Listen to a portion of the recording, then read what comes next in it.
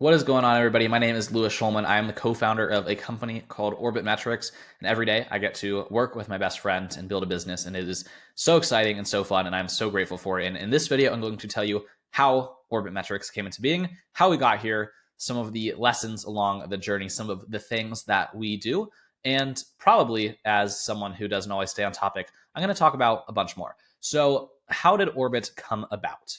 Orbit came about in about February of 2022. I'm currently recording this according to the screen I'm looking at in June of 2023, actually June 23rd, 2023. And Orbit Metrics came about because my business partner, Sean, who's the co-founder of Orbit, was working at a house of e-commerce brands. He was working at a company that was launching several products at once under one roof. They're spending a lot of money on ads, and Sean wanted to track the effectiveness of the performance of those ads into converting for customers. A very simple search and a very important question to answer when you're spending money on anything, right? Is there a return on my money? And previously, the company was keeping track of all of those things manually with spreadsheets, logging into the Facebook ads dashboard, logging into the Google ads dashboard, the TikTok ads dashboard, copying and pasting the numbers and doing the math. And Sean's like, I didn't study software engineering and computer engineering and biomedical engineering and electrical engineering. Sean literally studied those four disciplines in college. Very, very bright guy. And he said, I didn't study all of that and learn how to code for myself to need to create spreadsheets all day. I'm going to learn the Google Cloud. I'm going to learn BigQuery. I'm going to learn SQL, and I'm going to build the most beautiful dashboards the world has ever seen to keep track of this data. So Sean made that his mission to build incredibly vibrant dashboards, and he went crazy with it for his company. So much so that people found out about it and asked him if they could create that same type of dashboard, use the same tools. And for the curious, he was just using a kind of off-the-shelf ETL tool, which means extract, transform, and load. That is how you retrieve data from a platform, transfer it or transform it into a usable format, a tabular format, somewhere that can live in a data warehouse, such as BigQuery, and then load it. Well, loading it is you transform it and load it in the same step, and then visualize it in a platform such as Google Data Studio, such as Tableau, such as Power BI, or one of the other many analytics tools on the marketplace. So Sean got this reputation for being the guy when it came to building the best dashboards in the whole entire world when it comes to digital marketing information and ad spend and websites and emails and all of the things, like I guess I already said it, digital marketing. And word got around that Sean was really good at this. He got a couple of clients on retainers, basically saying, I want these beautiful, legendary, professional dashboards for all of my clients. Can you help me? And Sean's like, why, of course I can help you. I'm Sean, the wizard of dashboards. Let's get this going. So Sean got a couple of clients kind of inbound from the reputation he'd built for himself in this industry for this skill, and then gave me a call. He said, and actually I was kind of as his best friend on the phone with him like the whole way, as he's like, this is kind of cool. Should I make an LLC? And I'm like, yes. He's like, this is my logo. I'm like, very cool. And, I was involved from day one, kind of as a friend, but not as a co-founder. And then around the summer, Sean had obviously taken him some time to get those things in order, to get those clients, to fulfill the clients, to get the relationships established, all of those things. And then he had called me in the middle of the summer, more or less. He was finishing up his lease in Los Angeles. He'd actually left the job where he had first learned the skills of dashboarding. Obviously, Sean studied engineering and did a whole lot of like technical work. He didn't learn to code at this job. He just learned this specific application of the knowledge to digital marketing data at the time. And like he was doing custom algorithms and custom algorithms. It sounds like I didn't study computer science. I studied computer science. I'm just talking very quickly here. He's using C. It's a programming language called C. It's very, very low level in terms of close to the hardware. And it lets you have very fine control over the memory of the program that you're running. And he was building custom neural networks in C his freshman year of college. Like his engineering expertise is deep. It's just, I don't know why I'm taking so long to explain the fact that Sean is a brilliant engineer to you. And basically he called me and he's like, I started this business on the side because people came to me. It's going really well. But also I just got this fantastic opportunity to be a software engineer at MIT. And I kind of want to say yes to that. Do you want to help me grow this business on the side? If I don't take any of the money that's coming into the business, I can pay you close to what you're currently making, and we can build a business together. How about that? And I was like, that sounds awesome. I'm not really looking to leave my job right now, but that sounds awesome. And then basically Sean kept doing progressively better and the business was getting more exciting. And I was like, you know what? This is a once in a lifetime opportunity to build a business with my best friend. And we were planning to move to Arizona together and be roommates. And I said, it kind of makes more sense for us to be on the same page. Let's do that. Let's have an adventure here. And I also was working in crypto at the time. I was working for Anthony Pompliano for his employment businesses. The company's called Inflection Points. They have Pomp's Crypto Jobs, the Crypto Academy. They have a recruiting division. It's a great company. I had an incredible time working there. I just didn't want to pass up the opportunity to co-found a company with my best friend. So we moved to Arizona together. I'd probably start working for Sean about 3 weeks before we moved together. And first 90 days, my goal is like, he's paying me literally every dollar that's coming into this company that isn't an existing expense so that I can afford to live and so that I can have this runway to bring in enough money for him to one day leave his job and also run this business full time with me. So I had no really proper sales experience, though I believe that sales, right, is just understanding a few fundamental things. It's understanding prospecting, it's understanding communication, it's understanding persuasion. And in various prior roles, I had accumulated a lot of those experiences. I just never had a dedicated sales role, if you will. And so I'm like, I got to figure this out. So I leveraged the podcast, the Lewis and Kyle Show, the channel that you're watching this on, to start building relationships with experts in sales and to actually consult previous guests who are experts in building agencies and building B2B service businesses and saying like, hey, what advice do you have for me? I know we talked a couple years ago about X, Y, and Z. This is what I'm doing. What do you think? Can you help? And so many people were incredibly generous with their time and their expertise in introducing me to people that led to things. I started looking on Twitter and just advertising to the world, hey, this is what I'm doing now. Do you need help with it? And we started doing it. So I interviewed Jeremy Miner, who's a sales expert. Very serendipitously, I got an email from a PR agent being like, do you want to interview this leading sales expert? And I'm like, actually, as someone who's struggling to figure out sales in my first one day on the job, that would be the most helpful person in the entire world to randomly have the opportunity to interview. How about yes? So I interviewed Jeremy and I learned a ton from both conducting that conversation, preparing for that conversation, and listening back to that conversation. I also had several other friends suggest guests to me. There's someone named Chris Smith, who's also a very talented thinker in terms of the domains of sales and marketing. I had interviewed other agency owners. I interviewed Jordan Ross, who has a business called 8-Figure Agency, where he basically teaches agency owners how to get their businesses to 8-figure run rates annually. And that's kind of the story. So I started trying to, I asked Sean how he got existing clients. It was a combination of referrals and cold email. So I said, all right, let me, I don't really know how to generate referrals besides like asking my limited network if you know anybody. And that worked to some extent. But I was like, I need to be able to repeatedly, consistently, predictably generate demand.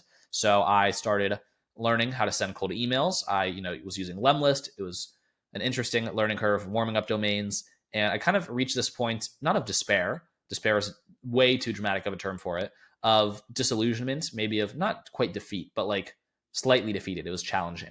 And I kind of went to Sean's room and on his whiteboard, I kind of drew the hype cycle curve, basically, where something becomes really popular. And then there's the trough of disillusionment, where you basically, after the first kind of local maxima of euphoria, there's a period, right? Because I was so excited to work with Sean and we're self-employed and we're doing it and we're living our dream. And then it's like the reality of the difficulty of I kind of don't know what I'm doing set in.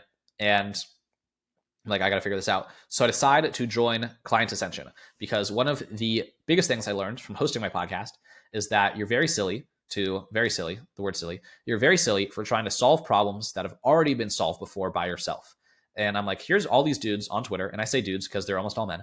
Here are all these dudes on Twitter talking about how much money they're making in their marketing agencies and how easy it is to get clients. And they're just printing meetings. And if you want a book calendar and if you want these testimonials, blah, blah, blah, blah, blah, blah, blah. And I was like, that is actually suddenly what I want now. And I'm like, this is a lot of money. But what's more expensive is spending 6 months of my life struggling in no avail, struggling for no reason when I had the money, went to college, got a scholarship, saved up, whatever, and had the money to pay someone to help me skip steps because I'm not asking them to cheat for me. I'm asking them to teach me the stuff that they know from already having done the thing that it is that I want to do.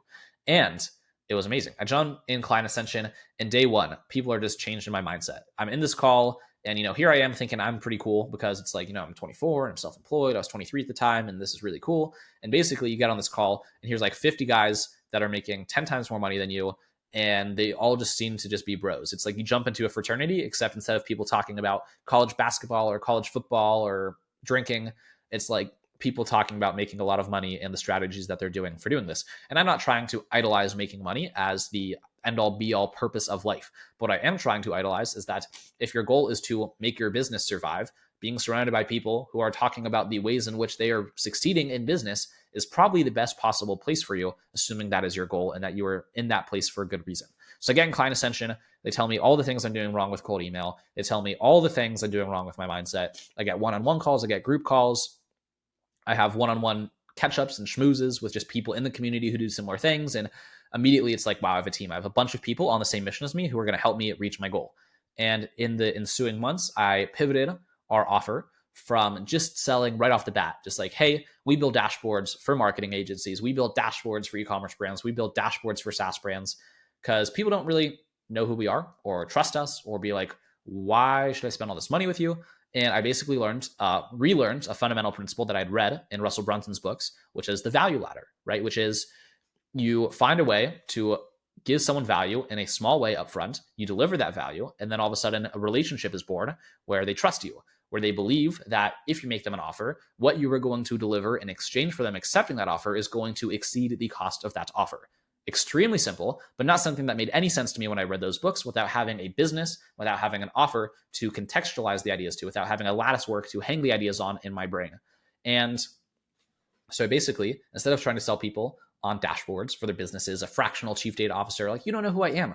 Why should I suddenly be a fractional executive on your team? I've proved nothing to you except the fact that like I'm able to get you on a phone call and that I have a website.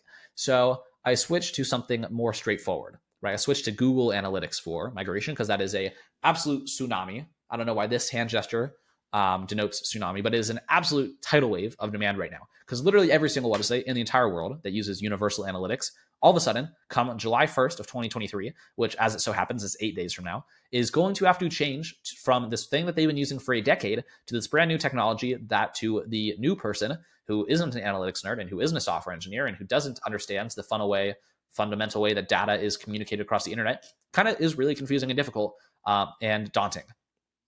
So I'm like, everyone's going to need help with this.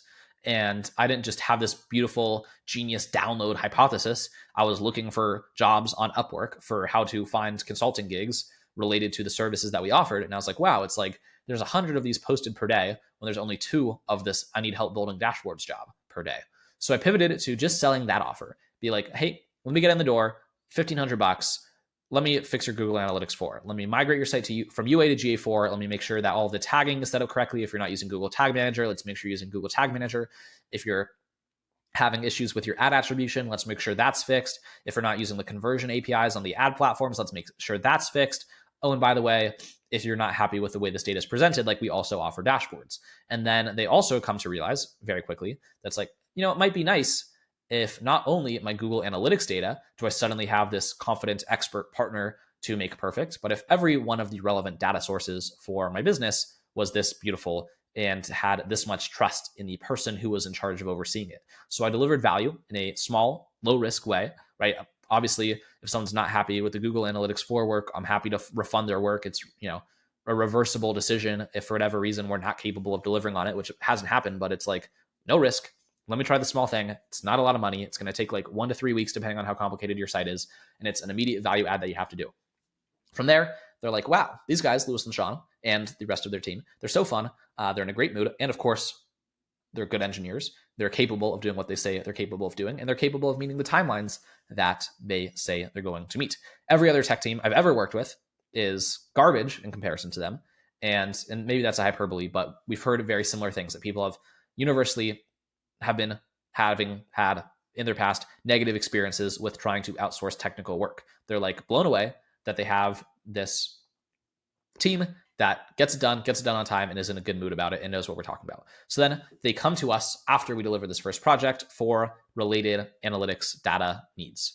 That is the story of how Orbit Metrics got here thus far. And the hypothesis basically played out, right? There's a tidal wave of companies that need help with Google Analytics 4. Of course, we're capable of fulfilling and handling that migration. And then enough of the people we offered that first service to decided that it might make sense to engage with us in future additional work in terms of more involved ongoing data and analytics needs. And that has kind of been how the base health of our business came about.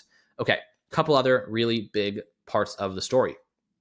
So I decide I want to launch SaaS in addition to this. So I wanted to build a B2B service because it's a really I said that very quickly, a B2B service, a business to business service, selling something to a company in exchange for adding value to that company they pay us, versus like selling water to people and consumers. That's the difference.